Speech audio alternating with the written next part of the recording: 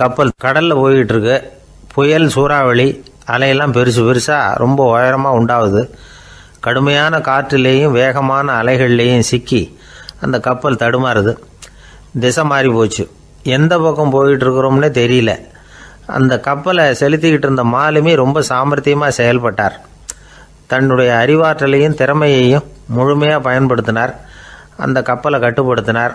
மெதுவாக அந்த சூறாவளியிலிருந்து கப்பலை காப்பாற்றி கரைக்கு கொண்டுட்டு வந்து சேர்த்துட்டார். மாலுமின்னு ஒருத்தர் இருந்ததுனால அந்த மரக்கலம் காப்பாற்றப்பட்டது. மாலுமின்னு ஒருத்தர் இல்லைன்னு வச்சுக்கோங்க, அந்த கப்பலோட கதி என்னவாயிருக்கும் யோசிச்சு பாருங்க. ஒரு கோபக்காரனுடைய நிலைமையும் அப்படித்தானா. கோபக்காரன்கிறவன் ஒரு மாலுமி இல்லாத மரக்கலம் அப்படிங்கிறார் நபிகள் நாயகம். கொந்தளிக்கிற கடலில் கொடுமையான அலைகளின் உச்சியில் அல்லல் படுகிற மரக்கலத்தை விட மோசமானது கோபக்காரனின் நிலைமை அப்படிங்கிறது அவருடைய கருத்து. அது மாதிரி இதுன்னு சொல்லலை, அதை விட மோசம் இது அப்படிங்கிறார். ஏன் தெரியுமா? ஒரு கப்பல் கடலில் தடுமாறினா அதை சரிப்படுத்த மாலுமி இருக்கிறார்.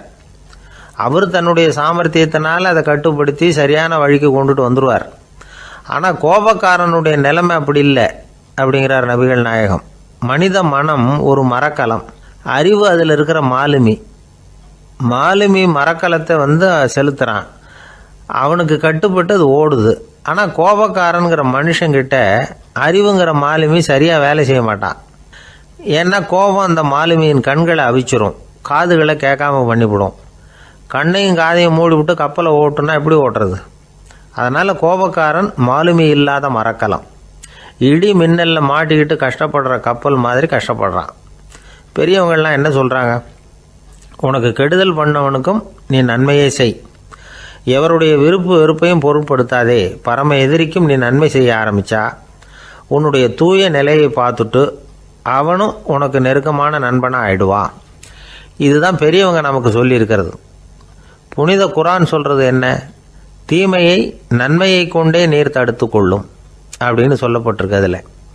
இன்னா செய்தாரை ஒருத்தல் அவர் நாண நன்னயம் செய்து விடல் அப்படிங்கிறார் திருவள்ளுவர். செல்வந்தர் ஒருத்தர்கிட்ட ஒரு சிறுவன் ஆடு மேய்ச்சிக்கிட்டு இருந்தானா. பெரியவர் அவனை கூப்பிட்டு, நீ நேராக போய் ஒரு ஆட்டில் உள்ள ரொம்ப நல்ல பகுதி எதுவோ அதை எடுத்துக்கிட்டு வா அப்படின்னாரான். இவன் போனான். ஒரு ஆட்டு உடம்புல இருந்த நாக்கு, இருதயம், இது ரெண்டையும் எடுத்துகிட்டு கொடுத்தானான். பெரியவர் வாங்கி பார்த்தார். அதுக்கப்புறம் இப்போ நீ போய் இன்னொரு ஆட்டில் இருக்கிற ரொம்ப கெட்ட பகுதி எதுவோ அதை எடுத்துகிட்டு வா அப்படின்னாரான். இவன் போய் எடுத்துகிட்டு வந்தான்.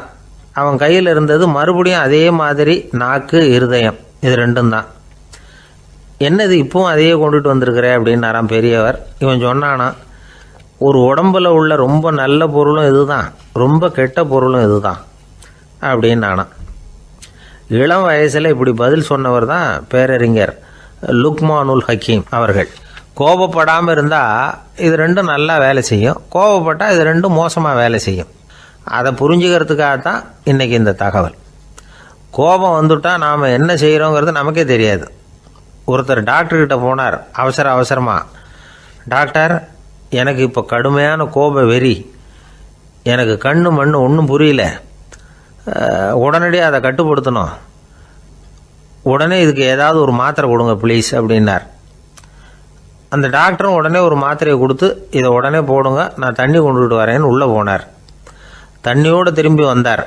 இவர் சொன்னார், டாக்டர், நீங்கள் கொடுத்த மாத்திரை ரொம்ப பெருசாக இருந்தது, இருந்தாலும் கஷ்டப்பட்டு முழுங்கிட்டேன்னார். டாக்டர் சந்தேகத்தோடு மேசையை பார்க்குறார்.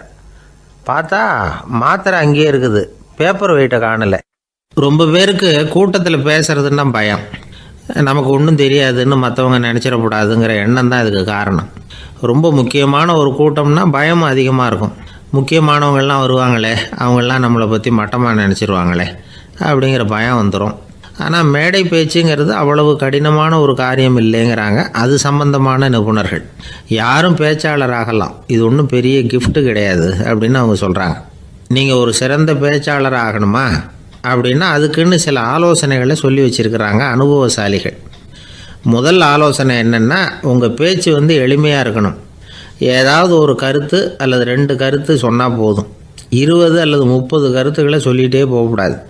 ரெண்டாவது ஆலோசனை, நீங்கள் என்ன பேச போகிறீங்கிறது முதல்ல உங்களுக்கு நல்லா புரியணும். அதுக்கப்புறம் தான் அதை அடுத்தவங்களுக்கு புரிய வைக்க முடியும். எப்படி ஆரம்பிக்க போகிறோம், எந்த கருத்தை முக்கியமாக வலியுறுத்த போகிறோம், எப்படி முடிக்க போகிறோம் அப்படிங்கிறத முதல்ல நல்லா சிந்தித்து மனசில் வச்சுக்கணும். கடைசியாக என்ன சொல்கிறீங்களோ அதுதான் கேட்குறவங்க மனசில் நிற்கும். மூணாவது ஆலோசனை என்னென்னா, உங்கள் பேச்சு சுருக்கமாக இருக்கணும். ஒரு 15 நிமிஷம் பேசுகிறது ரொம்ப பொருத்தம். மணிக்கணக்கில் பேசிக்கிட்டு இருக்கிறது நல்லதில்லை. நாலாவது ஆலோசனை, நீங்கள் பேசுகிறது உண்மையாக இருக்கணும்.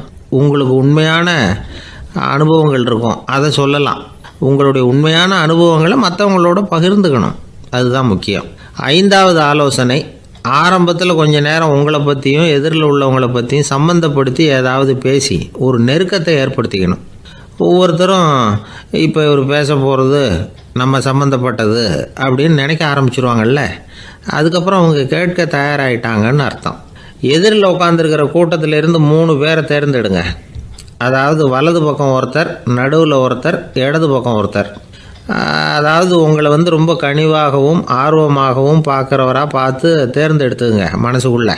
நீங்கள் பேசும்பொழுது என்ன பண்ணணும்னா, இவங்களை நேருக்கு நேராக மாறி மாறி பார்த்துக்கிட்டே பேசுனீங்கன்னா நீங்கள் ஏதோ ஒட்டுமொத்த கூட்டத்தையும் பார்த்து பேசுகிறதாக ஒரு உணர்வு அது ஏற்படுத்திவிடும். ஆறாவது ஆலோசனை என்னென்னா, சொற்பொழிவுன்னா நீங்கள் பேசணும், படிக்கக்கூடாது. எழுதி படிக்கிறது நல்லா இருக்காது. குறிப்புகள் வேணும்னா வச்சுக்கலாம்.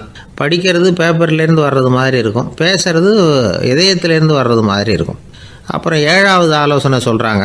அது என்னென்னா, மேடையில் ஏறி நின்ன உடனே இயல்பாக மூச்சை இழுத்து விட்டுங்க, இயல்பு நிலைக்கு வாங்க, அதுக்கப்புறம் இயல்பாக பேச ஆரம்பிக்கலாம் அப்படிங்கிறாங்க.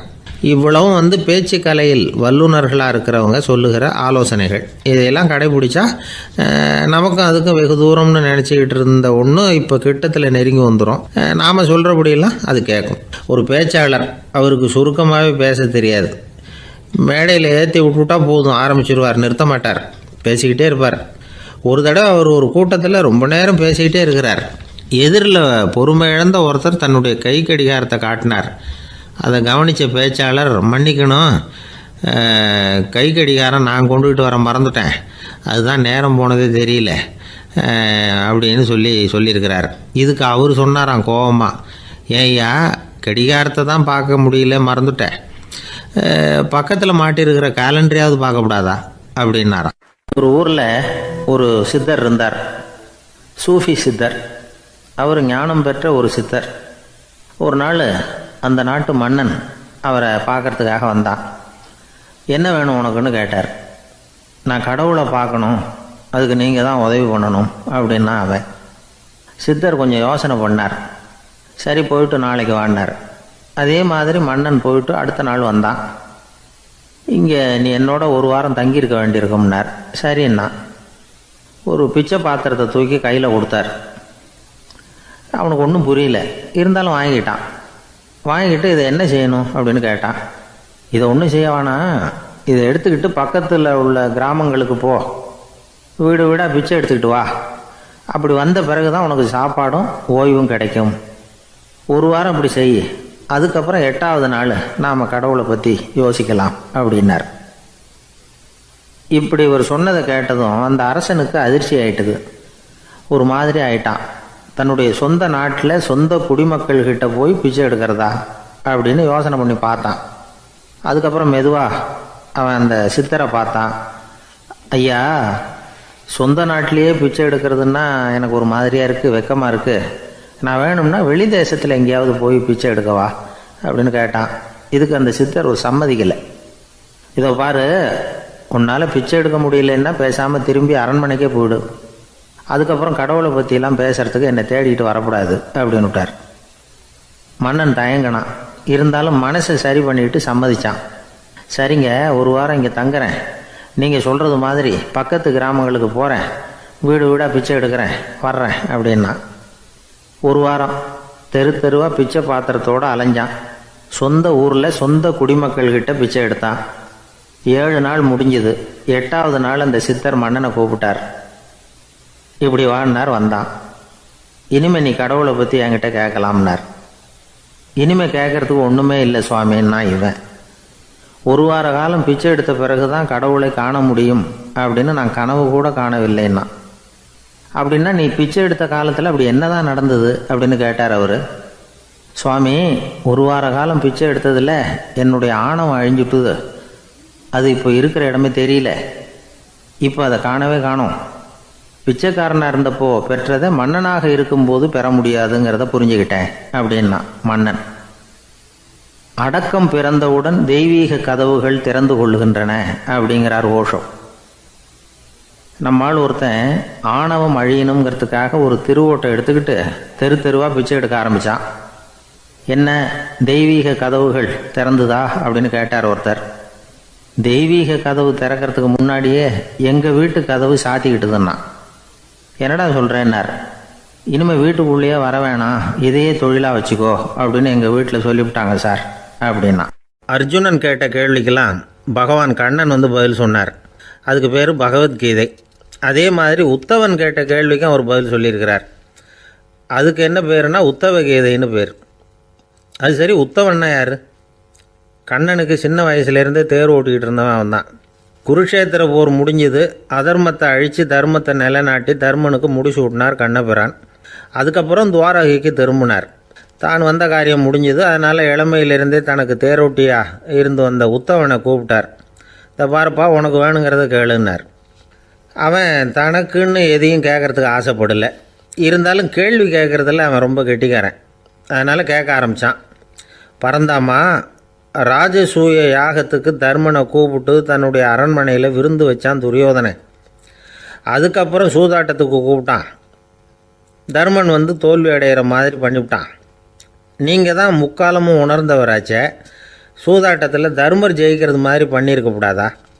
இந்த பகடைக்காயை உருட்டுறப்போ நீங்கள் எதிர்பார்த்தது விழற மாதிரி பண்ணியிருக்கலாமே. சரி, அதுதான் இல்லை. வேடிக்கை பார்த்துக்கிட்டு இருந்த பீமன், அர்ஜுனன், நகுலன், சகாதேவன் இவங்களையும் பணையம் வச்சு ஆடுறப்போவாவது காப்பாற்றிருக்கலாம். அதையும் நீங்கள் செய்யலை. பாவம் அந்த அவல பொண்ணு, ஒன்றும் புரியாத ஒன்றும் தெரியாத அந்த உன்னுடைய சகோதரி திரௌபதி, அந்த பொண்ணை வந்து துச்சாதனன் இழுத்துக்கிட்டு வந்து துகில் உரிகிற கட்டத்தில் காப்பாற்றினியே. இது நியாயமா, முறையா, அறமா? இதுதான் உத்தவன் கேட்ட கேள்வி. இதுக்கு பரந்தாமன் பதில் சொல்கிறார். அப்படி கேள் உத்தவா. தருமனை வந்து துரியோதனன் வந்து சூதாட அழைக்கும் பொழுது என்ன சொன்னான் தெரியுமா? நான் பணையம் வைக்கிறேன், எனக்கு பதிலாக என்னுடைய மாமன் சகுனி பகடைக்காய்களை உருட்டுவான்னு சொன்னான். உடனே தருமன் எனக்கு பதிலாக என்னுடைய மைத்துனன் கண்ணன் வந்து பகடைக்காய்களை உருட்டுவான்னு சொல்லியிருக்கலாமே. அப்படி சொல்லலை. என்ன செஞ்சான் தெரியுமா? துரியோதனன் கூட சூதாட்டத்துக்கு சம்மதிச்சிட்டோம், கடவுளே இது என்னுடைய மைத்துனன் கண்ணபிரானுக்கு தெரியக்கூடாது அப்படின்னு வேண்டிக்கிட்டான். இதனால் தருமன் வந்து எனக்கு வந்து மனசால் தடை போட்டுட்டான். அதனால் அரண்மனைக்கு வெளியிலேயே என்னை கூப்பிடுவாங்கன்னு நான் காத்துக்கிட்டு இருந்தேன். பீமன், அர்ஜுனன், நகுலன், சகாதேவன், திரௌபதி இவங்களை பணையம் வச்சு ஆடுறப்போவாவது கூப்பிடுவாங்கன்னு பார்த்தேன். அப்பவும் அவங்க என்னை கூப்பிடல, நினைக்கல. திரௌபதியை வந்து துச்சாதனன் கூந்தலை பிடிச்சி இழுக்கிறான். அப்போ கூட அவள் தன்னுடைய உடல் பலத்தால் தடுக்கிறதுக்கு முயற்சி பண்ணாலே தவிர என்ன நினைக்கல. துரியோதனன் சபைக்கு இழுத்து செல்லப்பட்ட திரௌபதி அறநூல்களையும் அரச நீதிகளையும் சொல்லிக்கிட்டு இருந்தாலே தவிர என்ன நினச்சே பார்க்கல. துகில் உரிகிற கட்டத்தில் தான் ஹரி ஹரி கண்ணா பரந்தாமன்னு கூப்பிட்டா. அதனால தான் அப்போ போய் நான் காப்பாற்றினேன் அப்படின்னா பரந்தாமன். அப்படின்னா நீ அழைச்சாதான் போவியா, நீயா போக மாட்டியா அப்படின்னு கேட்குறான் உத்தவன். ஆமாம், நான் கூப்பிட்டா தான் போவேன். மனிதர்கள் செய்யக்கூடிய செயல்களையெல்லாம் அவங்கவுங்க போக்கிலேயே விட்டுட்டு வேடிக்கை பார்த்துக்கிட்டு இருப்பேன். நான் குறுக்கிட்டு வந்து ஒன்றுமே செய்ய மாட்டேன் அப்படின்னா பரந்தாமன். மனுஷன் தவறு பண்ணுனா திருத்த மாட்டியா, சும்மா பார்த்துக்கிட்டு தான் உட்காந்துருப்பியா அப்படின்னு கேட்குறான் உத்தவன். நான் மனுஷனுடைய உள்ளத்தில் இருக்கிறப்போ என் எதிரில் மனுஷன் தவறு பண்ண மாட்டான் அப்படின்னு ஆனால் கண்ணன். அதாவது யார் நினைக்கிறாங்களோ அவங்க உள்ளத்துலலாம் அவன் இருக்கிறான். அப்படி இருக்கிறப்போ தவறு செய்ய மனுஷன் அஞ்சுவான். இதுதான் உத்தவ கீதைங்கிறது. இந்த காலத்துலேயும் சில பேர் பகவான் மாதிரி அடுத்தவங்க கஷ்டப்படுறத வேடிக்கை பார்த்துக்கிட்டு இருக்கிறது உண்டு. அன்றைக்கி அப்படித்தான் நடுத்தெருவில் ஒரு திருடனை பிடிச்சி எல்லாரும் சேர்ந்து அடிச்சுக்கிட்டு இருக்கிறாங்க. ஒரு ஆள் மட்டும் தள்ளி நின்று அதை வேடிக்கை பார்த்துக்கிட்டு இருக்கான். பார்த்துக்கிட்டு சிரிச்சுக்கிட்டு இருக்கிறான். என்ன சார் இது, பாவம் அந்த ஆளை போட்டு அப்படி அடிக்கிறாங்களே அப்படின்னும். அடிக்கட்டும் சார், அவன் அடி வாங்க வேண்டிய ஆள் தான் அப்படின்னா அவன். ஏன் சார் அப்படி சொல்கிறீங்க அப்படின்னு கேட்டோம். பின்ன என்ன சார், நான் ஒருத்தர் பையில் இருந்த பர்ஸை எடுக்கிறதுக்கு முயற்சி பண்ணிக்கிட்டு இருந்தேன். அதுக்குள்ளே அவன் முந்திக்கிட்டு அபேஸ் பண்ணிவிட்டான். பர்ஸை அவன் எடுத்துட்டான். பார்க்கறதுன்னா எடுக்கிறது அவனா? என்ன சார் நியாயம் இது? நல்லா வாங்கட்டும் அப்படிங்கிறான். ஜெருசலேம் அங்கே உள்ள ஒரு தேவாலயம். அதில் உள்ள பலிபீடத்தின் முன்னாடி ஒரு பெட்டி உண்டு. அது காணிக்கை பெட்டி. ஆலயத்துக்கு வர்றவங்க பிரார்த்தனை பண்ணிவிட்டு திரும்பி போகிற சமயத்தில் அந்த பெட்டியில் காணிக்கை போடுவாங்க. அவங்களால எவ்வளவு முடியுமோ அவ்வளவு போடுறது வழக்கம். அவங்கவுங்க வசதிக்கு தகுந்த மாதிரி போடுவாங்க. வசதி உள்ளவங்களாக இருந்தாலும் சரி, வசதியே இல்லாத வறியவர்களாக இருந்தாலும் சரி, ஆலய காணிக்கை பெட்டியில் காசு போடுறது அவங்களுக்கு ரொம்ப பெருமையான ஒரு செயல். ஒரு சமயம் இயேசு தம்முடைய சீடர்களோடு அந்த ஆலயத்துக்கு வரார். அங்கே உட்காந்து ரொம்ப நேரம் வழிபாடு பண்ணிகிட்டு இருக்கிறார். சீடர்களும் அந்த ஜபத்தில் கலந்துக்கிட்டாங்க. வழிபாடு முடிஞ்சுது. இயேசு உட்காந்துருக்கிறார். காணிக்கை பெட்டியில் காசு போடுறவங்கள கவனிக்கிறார். சீடர்களும் அதையே கவனிச்சுக்கிட்டு இருக்கிறாங்க. ரொம்ப பேர் வரிசையாக வந்தாங்க. அவங்களால முடிஞ்ச அளவுக்கு காசு போட்டுட்டு அவங்க பாட்டுக்கு போய்கிட்டு இருக்கிறாங்க. வசதியானவங்க நிறைய பேர் வந்தாங்க. அதுக்கு மத்தியில் வயசான ஒரு அம்மா, அவங்களும் வந்து காசு போட்டுட்டு போகிறாங்க. இப்போ இயேசு தன்னுடைய சீடர்கள் பக்கம் திரும்பினார். ஒரு கேள்வி கேட்டார். இப்போ இந்த காணிக்கை பெட்டியில் நிறைய பேர் வந்து காசு போட்டுட்டு போகிறத நீங்கள் கவனிச்சிங்க.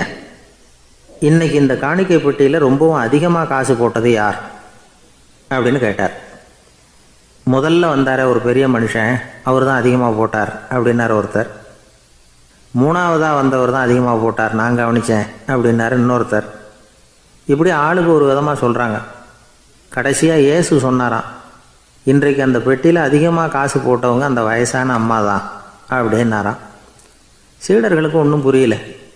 அந்த அம்மா ரொம்பவும் ஏழையாச்சே, அவங்க எப்படி அதிகமாக காணிக்கை செலுத்த முடியும் அப்படிங்கிறது அவங்க சந்தேகம். இயேசு விளக்குனார். நிறைய பேர் வந்தாங்க, நிறையவே காசுகள் போட்டாங்க, அது உண்மைதான். ஆனால் அந்த அம்மா என்ன பண்ணாங்க கவனிச்சிங்களா? வந்தாங்க, தன்னுடைய காசு பையை திறந்தாங்க, அப்படியே கொட்டுனாங்க. அதில் இருந்தது 2 காசுகள் தான். அந்த 2 காசும் காணிக்கை பெட்டியில் விழுந்துட்டுது. மற்றவங்கள்லாம் தங்கள்கிட்ட இருந்த செல்வத்தின் ஒரு சிறு பகுதியை எடுத்து பெட்டியில் போட்டாங்க. ஆனால் இந்த அம்மா தன்கிட்ட என்ன இருந்ததோ அதை அப்படியே போட்டுட்டாங்க. தன்னுடைய பிழைப்புக்காக வச்சுருந்த அவ்வளவையும் இழக்கிறதுக்கு தயாராகிட்டாங்க. அவ்வளவு தாராள மனசு அவங்களுக்கு. அதனால் அவங்க செலுத்தின காணிக்கை தான் அளவில் அதிகம் அப்படின்னார். விலை மதிப்பில்லாத முத்து புதையல் ஒருத்தனுக்கு கிடைக்க போகுதுன்னு வச்சுக்கோங்க. அதன் மதிப்பை உணர்ந்தவன் என்ன பண்ணுவான்? அதை அடையிறதுக்காக தன்கிட்ட இருக்கிற எதையும் கொடுக்கறதுக்கு தயாராக இருப்பான் இல்லையா? அது மாதிரி தான் இதுவும் அப்படின்னார். உலக மதிப்பீடுகளை துரும்பா தூசியாக மதித்து அதையெல்லாம் உதறி விடுகிறவன் இறையருள் அப்படிங்கிற இணையில்லாத செல்வத்தை பெறுகிறான் அப்படிங்கிறது இதில் உள்ள கருத்து. இறைவனுக்காக இழப்பதுன்னா துன்பப்படுகிறவர்களுக்காக, ஏழைகளுக்காக, ஏதுமற்றவர்களுக்காக இழப்பது அப்படின்னு அர்த்தம். உங்கள் அயலானுக்கு நீங்கள் என்ன உதவி செய்தாலும் அதை எனக்கே செய்கிறீர்கள் அப்படின்னு இயேசு சொல்லியிருக்கிறார். அடுத்தவங்களுக்கு உதவணுங்கிற குணம் இன்றைக்கி ரொம்ப குறைஞ்சி போச்சு. ஒருத்தன் வாழைப்பழத்தோல் வழுக்கி கீழே விழுந்துட்டான். பக்கத்தில் இருந்த நண்பன் உடனே அவனை தூக்கிக்கிட்டு போய் ஆஸ்பத்திரியில் சேர்த்துட்டான். அதுக்கப்புறம் சொன்னான், நீ அந்த வாழைப்பழத்தோலில் காலை வைக்க போகிறத முன்னாடியே நான் கவனிச்சுட்டேன் அப்படின்னானா. அப்படின்னா அப்போவே நீ எனக்கு உதவி செஞ்சுருக்கலாமே அப்படின்னானா அவன். நான் டாக்டருக்கு உதவலாம்னு நினச்சிட்டேன் அப்படின்னா இவன். ஒரு வயசான அம்மா ஒரு நாள் ஃபோன் பண்ணாங்க. ஐயா, நான் இந்த தகவல் நிகழ்ச்சியை தினமும் கேட்குறேன், உங்ககிட்ட ஒரு கேள்வி கேட்கணும் அப்படின்னாங்க. என்னங்க அப்படின்னோம். எனக்கு சொந்தமாக ஒரு நல்ல வீடு இருக்குது, வேணுங்கிற அளவுக்கு பணமும் இருக்குது, கணவரும் ரொம்ப நல்லவர், ரிட்டையர் ஆகி வீட்டில் தான் இருக்கிறார், பிள்ளைங்கள்லாம் பெரிய பெரிய உத்தியோகத்தில் இருக்கிறாங்க, அதில் ஒருத்தன் ஐஏஎஸ்ஸு, பணம்லாம் கூட நிறைய கொண்டாந்து கொடுக்குறாங்க. அப்படி இருந்தும் என் மனசில் நிம்மதி இல்லை, வாழ்க்கையில் ஒரு நிறைவு இல்லை அப்படின்னாங்க. ஏன்னு கேட்டோம். அதைத்தான் நான் உங்களை கேட்குறேன், ஏன் அப்படி அப்படின்னு திருப்பி கேட்குறாங்க. எங்களுக்கு ஒன்றும் புரியல. கொஞ்சம் நேரம் குழம்பி போயிட்டோம். இருந்தாலும் அதை அவங்கக்கிட்ட காட்டிக்காமல் கொஞ்சம் சாமர்த்தியமாக, ஏம்மா உங்கள் மனசில் நீங்கள் ஏதோ ஒன்று எதிர்பார்க்குறீங்க, அது நிறைவேறலை அப்படி தானே அப்படின்னு கேட்டோம். ஆமாம் அப்படின்னாங்க. அதுக்கப்புறம் அவங்கக்கிட்ட கொஞ்சம் மனம் விட்டு பேசுகிறப்போ தானாக விஷயம் வெளியில் வந்தது. அதாவது அவங்க பிள்ளைங்க பெரிய பெரிய உத்தியோகத்தில் இருக்கிறதுனால அவசரமாக வந்து பார்த்துட்டு ஓடுறாங்களாம். ஆசையாக அம்மான்னு கூப்பிட்டுக்கிட்டு கிட்ட உட்காந்து கொஞ்ச நேரமாவது என்கிட்ட பேசினா தானே என் மனசு கொஞ்சம் நிம்மதியாக இருக்கும். அது அவங்களுக்கு தெரிய மாட்டேங்குதே அப்படிங்கிறாங்க. இதுதான் அவங்களுடைய ஏக்கம். இந்த ஏக்கம் அந்த தாயின் மனசில் இருந்துக்கிட்டு இருக்குது. இப்படி மகனுடைய அன்புக்காக மட்டுமே ஏங்குகிற தாய்மார்கள் பல பேர் இருக்கிறாங்க இந்த உலகத்தில். இதை நினைக்கிறப்போ ஒரு வெளிநாட்டு நாடோடி கதை ஞாபகத்தில் வருது. அதாவது கடவுள் படைப்பு தொழிலில் ரொம்ப மும்முரமாக ஈடுபட்டுக்கிட்டு இருந்தாராம். மீன்களை படைச்சாராம், பறவைகளை படைச்சாராம், விலங்குகளை படைச்சாராம். அவருக்கு திருப்தி ஏற்படலை. அதுக்கப்புறம் மனிதர்களை படைச்சிருக்கிறார். அப்போவும் அவருக்கு மன நிறைவு ஏற்படலையா. கடைசியாக தன்னுடைய சக்தி முழுசையும் பயன்படுத்தி குறையே இல்லாத அளவுக்கு ஒரு படைப்பை உருவாக்கினாராம். அந்த உன்னதமான ஒரு படைப்பு அதுதான் பெண், அதாவது தாய். இப்படி உருவாக்கி எல்லாரையும் இந்த உலகத்தில் விட்டுவிட்டாராம். அதுக்கப்புறம் கொஞ்ச காலம் கழித்து தன்னுடைய தேவியை அழைச்சிக்கிட்டு இந்த பூலோகத்துக்கு வந்திருக்கிறார். தன்னுடைய குறையில்லாத படைப்பாகிய பெண்ணை பார்த்தாராம். ஏம்மா, உனக்கு இன்னும் ஏதாவது குறை இருந்தால் சொல்லு, அதையும் நிவர்த்தி பண்ணி விடுறேன் அப்படின்னாராம். அந்த அம்மா பார்த்துருக்காங்க. சுவாமி, எனக்கு நீங்கள் கொடுத்துருக்கிறது 2 கை. என்னுடைய பிள்ளைகளுக்கு சேவை செய்கிறதுக்கு இந்த 2 கை பத்தலை. அதனால் இன்னும் ஒரு 2 கை கொடுத்தா தேவலை அப்படின்னாங்களாம். கடவுள் பார்த்தார். அதனால் என்ன, அப்படியே செஞ்சு விடலாம், இதோ அதுக்கான வரம் கொடுத்துட்டேன் அப்படின்னார். அந்த அம்மாவுக்கு இப்போ 4 கை ஆகிட்டுது. 4 கையாலேயும் குழந்தைகளுக்கு சேவை செய்ய ஆரம்பிச்சிட்டாங்க. கடவுள் திருப்தியாக திரும்பி போனார். அதுக்கப்புறம் கொஞ்சம் காலம் கழித்து மறுபடியும் திரும்பி வந்தார். தேவியோட பெண்ணை பார்த்தார். இப்போ என்னம்மா சந்தோஷந்தானே அப்படின்னாராம். அதுக்கு அந்த அம்மா, சந்தோஷந்தான், இருந்தாலும் இப்போ எனக்கு இருக்கிற 2 காலும் போதில்லை, இன்னும் ஒரு 2 கால் இருந்தால் தேவையில்லை, நிறைய ஓடி ஆடி பிள்ளைகளுக்காக வேலை செய்ய வேண்டியிருக்குது அப்படின்னாங்களாம். சரின்னு சொல்லி 4 கால் இருக்கிறது மாதிரி செஞ்சுட்டு போயிட்டார் கடவுள். மறுபடியும் கொஞ்ச நாள் கழித்து தேவி சொன்னாங்க கடவுள்கிட்ட, நீங்கள் என்ன தான் முயற்சி பண்ணினாலும் முழுமையான ஒரு படைப்பை உங்களால் உருவாக்க முடியாது, அப்படி தான் நான் நினைக்கிறேன் அப்படின்னாங்களாம். அப்படியா சொல்கிறேன், வா அந்த பொண்ணை பார்த்துட்டு வருவோம் அப்படின்னு புறப்பட்டு இங்கே வந்தாங்களாம். இங்கே பார்த்தா 4 கால் 4 கையோடு அந்த பொண்ணு ஒரு செவுத்தில் சாஞ்சி உட்காந்து அழுதுகிட்டு இருக்குது. இப்போ தேவி அந்த பொண்ணை சுட்டி காட்டி கடவுள்கிட்ட கேட்டாங்களாம், ஏங்க நீங்கள் அந்த பொண்ணுக்கு கையை கொடுத்தீங்க, காலை கொடுத்தீங்க, சரி, அந்த கண்ணீரையும் எதுக்காக கொடுத்தீங்க அப்படின்னு கேட்டாங்களாம். அதுக்கு கடவுள் சொன்னாராம், கையை கொடுத்தது நான் தான், காலை கொடுத்தது நான் தான், ஆனால் அந்த கண்ணீரை கொடுத்தது நான் இல்லை, அதை கொடுத்தது அந்த அம்மாவோட பிள்ளைங்க அப்படின்னாராம். இன்றைக்கும் அப்படித்தான் பல பிள்ளைங்க அவங்க அம்மாவுக்கு கண்ணீரை தான் கொடுத்துக்கிட்டு இருக்கிறாங்க. அம்மாவை மதிக்கிற பிள்ளைங்க தான் இன்றைக்கி நல்லபடியாக இருக்கிறாங்கங்கிறது அவங்களுக்கு தெரியறதில்ல. இந்த காலத்து பிள்ளையாண்டான் ஒருத்தன் அவங்க அம்மாக்கிட்டேயும் நல்ல பிள்ளையாக நடந்துக்குவான், மனைவிக்கிட்டேயும் நல்ல கணவனாக நடந்துக்குவான், ரொம்ப சாமர்த்தியம். ஒரு நாள் அவங்ககிட்ட கேட்டாங்க, ஏன்பா உங்கள் அம்மாவும் உன் மனைவியும் சண்டை போட்டுக்கிட்டா நீ எந்த பக்கம் அப்படின்னாங்களாம். வீட்டுக்கு வெளிப்பக்கம் அப்படின்னானான் அவன். அங்கே ஒரு புதர் தெரியுது இல்லையா, இந்த புதருக்குள்ளே ஒரு சிங்கம் இருக்குது, அந்த பக்கமாக நான் போகிறப்போ வர்றப்போலாம் அது என்கிட்ட வம்பு வளர்க்குது, தகராறு செய்யுது, என் மேலே பாயுது, என்னை தாக்குது, ஏன்னு தெரியல அப்படின்னுது. இதை கேட்டதும் அந்த குரங்கு சொல்லிச்சு, இனிமேல் கவலைப்படாத, இந்த தடவை நான் உன்னை காப்பாற்றுறேன்னுது. அதுக்கப்புறம் ஒரு நாள் அந்த குரங்கும் கழுதியும் அந்த புதர் பக்கமாக போய்கிட்டு இருந்தாங்க. எதிர்பார்த்தது மாதிரியே நடந்தது. அந்த சிங்கம் எதிரில் வந்தது, கழுதியை பார்த்தது, உடனே அது மேலே பாய ஆரம்பிச்சுட்டுது. அவ்வளவுதான். உடனே இந்த குரங்கு என்ன பண்ணிச்சு தெரியுமா, கிடுகிடுன்னு ஒரு மரத்து மேலே ஏறி உட்காந்துக்கிட்டது. அங்கே உட்காந்துக்கிட்டு கீழே அந்த கழுதியும் சிங்கமும் போடுற சண்டையை வேடிக்கை பார்க்க ஆரம்பிச்சுட்டுது. கொஞ்ச நேரம் கழித்து அடிபட்ட காயத்தோடு அந்த கழுதை மெதுவாக நடந்து வந்தது. குரங்கும் மெல்ல மரத்தை விட்டு கீழே இறங்குச்சு. இப்போ கழுதை கேட்டுது, என்னை காப்பாற்றுறேன்னு சொல்லிவிட்டு காலை வாரி விட்டுட்டியே, நீ பாட்டுக்கு மரத்து மேலே ஏறி உட்காந்துக்கிட்டே, அது நியாயமானது. குரங்கு பரிதாபமாக அதை பார்த்துது. நான் மரத்து மேலே இருந்து நீங்கள் 2 பேரும் சண்டை போட்டதை பார்த்துக்கிட்டு தான் இருந்தேன், உன்னோட சத்தம் தான் அதிகமாக இருந்தது, அது நீ சிரிக்கிற மாதிரி எனக்கு கேட்டுது, அதனால் நீ தான் ஜெயிச்சுக்கிட்டு இருக்க போல இருக்கு அப்படின்னு நினச்சிவிட்டேன்னுது.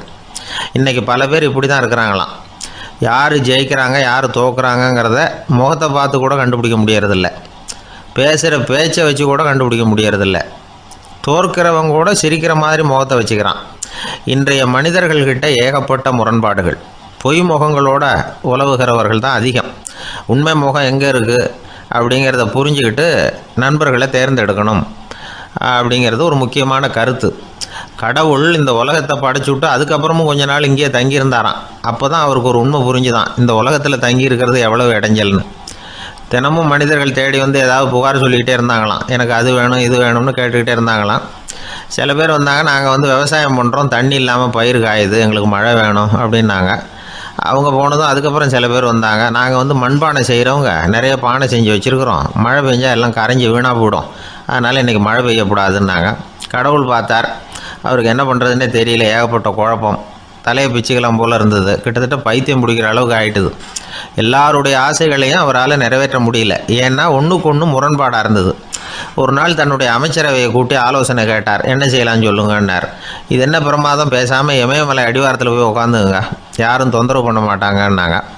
அங்கேயும் மனிதர்கள் வர ஆரம்பிச்சுருவாங்களேன்னார் கடவுள். சரி அப்படின்னா சந்திரனில் போயிருந்துக்கலாமேன்னாங்க. அங்கேயும் மனுஷன் குடி வர போகிறான் அப்படின்னார் கடவுள். வெகு தூரத்துக்கு அப்பால் உள்ள நட்சத்திர மண்டலத்துக்கு போயிடலான்னாங்க. இதெல்லாம் நிரந்தர தீர்வாகாது, நிரந்தரமாக இந்த மனிதனுடைய தொல்லையிலேருந்து நான் விடுபடணும், அதுக்கு ஏதாவது வழி சொல்லுங்கன்னார் கடவுள். ஒரு வயசான ஆள் வந்தார். கடவுளுக்கு காதோட காதாக ஒரு வழியை சொன்னார். கடவுளுக்கு முகம் மலர்ந்தது. அதுதான் சரி, அப்படியே செஞ்சுடலான்னார். அந்த ஆள் சொன்ன ரகசியம் என்ன தெரியுமா? மனிதனால் அடைய முடியாத ஒரு இடம் இருக்குது, அது வேறு எங்கேயும் இல்லை, அவனுக்கு உள்ளே இருக்குது, அங்கே போய் மறைஞ்சிங்க, அதுக்கப்புறம் மனிதர்களால் உங்களுக்கு தொந்தரவு இருக்காதுன்னார். மனிதன் நினைக்காத இடம் அதுதான். அதாவது உள்ளுக்குள்ளே இருக்கிற உண்மையை புரிஞ்சிக்காமல் வெளியில் எங்கேயோ அது இருக்கிறதாக நினச்சி வரட்டிக்கிட்டு அலையிறான் மனுஷன். உள்ளே இருக்கிற உண்மை புரிஞ்சால் நாம் தன்னம்பிக்கையோடு தலை நிமிர்ந்து வாழலாம். வேடிக்கையாக ஒரு கதை சொல்லுவாங்க, இதை பாருங்கள், நம்ம பையன் எங்கே பணம் வச்சாலும் எடுத்து விட்றான், என்ன பண்ணுறதுன்னாங்க அம்மா. அப்பா கொஞ்சம் நேரம் யோசனை பண்ணார். அதுக்கப்புறம் சொன்னார், அவன் கண்ணில் படாத இடமா நம்ம வீட்டில் இருக்கிறது ஒரே இடம்தான், அங்கே பணத்தை வை திருட்டு போகாதுன்னார். அது எந்த இடம்னு கேட்டாங்க. அதுதான் அவன் பாட புஸ்தகம், அதில் வச்சிரு, அவன் தொடவே மாட்டான், பாட புத்தகத்தை தொடாமல் பரீட்சையில் வெற்றி பெற முடியாது அப்படிங்கிறத புரிஞ்சுக்கணும். உள்ளே இருக்கிற உண்மையை தொடாமல் வாழ்க்கையில் வெற்றி பெற முடியாது. அதனால் உண்மையை புரிஞ்சுக்கிட்டால் வாழ்க்கையில் வெற்றி நிச்சயம். சாலை ஓரமாக அழுதுகிட்டு உட்காந்துருந்தான். பிச்சை எடுத்து சாப்பிட்ற ஒருத்தன் அந்த பக்கமாக வந்தான். இவனை பார்த்தான். ஏன் அழுதுகிட்டு உட்காந்துருக்கிற, என்னாச்சு உனக்கு அப்படின்னு கேட்டான். அதுக்கு இவன் சொன்னான், என்கிட்ட ஒன்றுமே இல்லை, நான் இந்த உலகத்தில் இருந்து என்ன பிரயோஜனம், அதனால தான் அழுதுகிட்டு இருக்கிறேன் அப்படின்னா. உன்கிட்ட மறைஞ்சிருக்கிற புதையல் என் கண்ணுக்கு நல்லா தெரியுது, அது உனக்கு புரியல, அதனால தான் அழுதுகிட்டு இருக்கிற அப்படின்னா. என்னது, புதையல் இருக்குதா, உன் கண்ணுக்கு தெரியுதா அப்படின்னு கேட்டான். ஆமாம், எனக்கு தெரியுது, அந்த புதையலை நீ விற்கிறதுக்கு தயாராக இருக்கிறியா அப்படின்னு கேட்டான் இவன். இதை கேட்டதும் அந்த இளைஞனுக்கு ரொம்ப ஆச்சரியமாக போச்சு. என்னது இப்படி கேட்குறானே அப்படின்னு. என்கிட்ட ஒரு காசு கூட இல்லையே, அப்படி இருக்கிறப்போ புதையல் எங்கேருந்து வந்தது அப்படின்னா. இந்த நேரத்தில் அந்த பிச்சைக்காரன் சிரித்தான். இப்படி தான் இந்த உலகத்தில் எல்லோரும் சொல்லிகிட்டு இருக்கிறாங்க, என்கிட்ட ஒன்றுமே இல்லை ஒன்றுமே இல்லைன்னு சொல்லி, ஆனால் அவங்கக்கிட்ட தான் புதையல் இருக்குது, நீ வேணும்னா என் கூட வா, நம்ம நாட்டு அரசர்கிட்ட போவோம், உங்ககிட்ட இருக்கிற புதையலை அவர் நல்ல விலைக்கு எடுத்துக்குவார் அப்படின்னா. அது எப்படி உனக்கு தெரியும்னா, இதுக்கு முன்னாடியும் இது மாதிரி பல பேரை நான் வந்து ராஜா கிட்ட அழைச்சிட்டு போயிருக்கிறேன், அதனால தான் உன்னை பார்த்தேன், உன்னையும் கூப்பிட்றேன், நீ சரின்னு சொன்னால் உன்னை அழைச்சிட்டு போகிறேன், உங்ககிட்ட இருக்கிற புதையலை அவர் நல்ல விலை கொடுத்து எடுத்துக்குவார் அப்படின்னு சொன்னான். இவன் இப்படி சொல்கிறதும் அந்த இளைஞனுக்கு ஒன்றுமே புரியல. இது என்னது, இந்த ஆள் இப்படி சொல்லிக்கிட்டு இருக்கிறான், நம்மக்கிட்ட என்ன இருக்குது, அதுவும் இல்லாமல் இவனே பிச்சை எடுத்து சாப்பிட்டுக்கிட்டு இருக்கிறான், இவன் போய் நம்மளை ராஜா கிட்ட அழைச்சிட்டு போகிறதா போகிறேங்கிறானே என்ன அப்படின்னு சொல்லி அவன் யோசனை பண்ணான். என்ன யோசிக்கிற, உனக்கு பணம் வேணும்னா என்னோட வா அப்படின்னா. இளைஞன் ஒரு முடிவுக்கு வந்தான். சரி, இங்கேயே உட்காந்துக்கிட்டு இருக்கிறத விட அங்கேயாவது போய் பார்ப்போமே, இங்கே அழுதுட்டு உட்காந்துருக்கிறதுல என்ன பிரயோஜனம், ஏதோ கூப்பிட்றான், போய் பார்த்துட்டு வருவோமே அப்படின்னு சொல்லி அவன் கூட புறப்பட்டான். பிச்சைக்காரன் முன்னாடி போயிட்டே இருக்கிறான், இந்த இளைஞன் பின்னாடி நடந்து போயிட்டுருக்கான். ரெண்டு பேரும் அரண்மனையை நோக்கி போகிறாங்க. பாதி வழி போயிருப்பாங்க. வழியில் அந்த பிச்சைக்காரன் சொன்னான், இதை பாரு, முன்னாடியே சில விஷயங்களை நாம் பேசிக்க வேண்டியிருக்கு, சரியாக தெளிவாக முடிவு எடுத்துக்கிட்டு அதுக்கப்புறம் ராஜாக்கிட்ட போகணும். ஏன்னா அங்கே போய் அது முடியாது இது முடியாதுன்னு நாம் நமக்குள்ளே சண்டை போட்டுக்கிட்டு இருக்க முடியாது. ராஜாவுக்கு விலையை பற்றி கவலையே இல்லை. எவ்வளவு சொன்னாலும் நமக்கு பணம் கிடச்சிரும். ஆனால் அதுக்கப்புறம் நான் இதை விற்கிறதுக்கு தயாராக இல்லைன்னு சொல்லிடக்கூடாது. அதனால் புதையலை விற்கிறதா இல்லையாங்கிறத இங்கேயே தெளிவாக முடிவு செஞ்சுக்கணும். இல்லைன்னா ராஜா கிட்ட போய் அங்கே போய் குழப்பிக்கிட்டு இருக்க முடியாது அப்படின்னு சொன்னான். இளைஞனுக்கு ஒன்றுமே புரியல. என்ன சொல்கிற நீ, என்கிட்டயா புதையலா எங்கே இருக்குது அப்படின்னு சொல்லி குழம்பி போனான். இப்போ அந்த பிச்சைக்காரன் சொன்னான், இதை பாரு, இப்போ உதாரணத்துக்கு உன்னுடைய கண்களை எடுத்துக்கோ. அதுக்கு நீ என்ன விலை கேட்டுற போகிற? நான் அதுக்கு ராஜா கிட்டே இருந்து ஒரு 50,000 ரூபா வாங்கி தர முடியும். உன்னுடைய இருதயத்தை கொடுக்குறியா?